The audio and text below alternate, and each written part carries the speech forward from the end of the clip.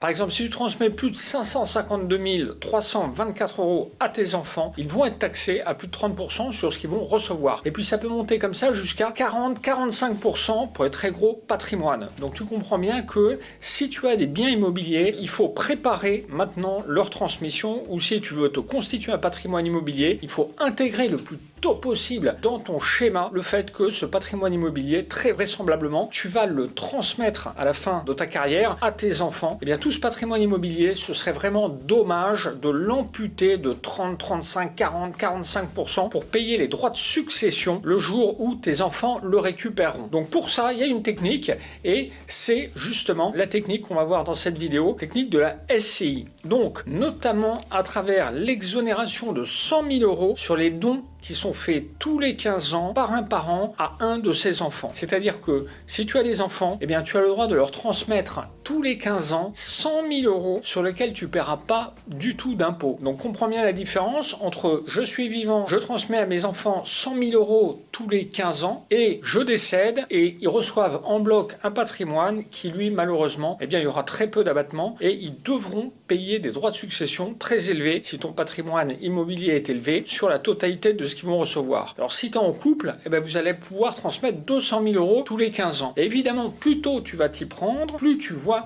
pouvoir renouveler ces donations par tranche de 15 ans. Donc tu comprends bien que si tu donnes avant 50 ans, tu vas pouvoir donner une première fois 100 000 € à chacun de tes enfants avant 50 ans, puis à 65 ans, tu pourras recommencer, redonner 100 000 €, et puis à 80 ans, tu pourras recommencer une troisième fois, redonner 300 000 €. Sur une échelle de vie de 30 ans, tu auras transmis 300 000 €, peut-être 600 000 €, encore une fois, si tu es en couple, à chacun de tes enfants, sans payer 1 € d'impôt. Donc ça se prépare maintenant. Ça se prépare pas le jour où tu seras au cimetière. On le prépare avant, on est prudent et on met en place des stratégies. Tu vas voir, c'est très très simple. C'est évidemment parfaitement légal et ça va te permettre d'éviter de payer ces impôts. Alors pourquoi la SCI? Ça simplifie 10 fois et surtout ça amplifie l'effet de défiscalisation par rapport à l'indivision. Je te l'explique maintenant.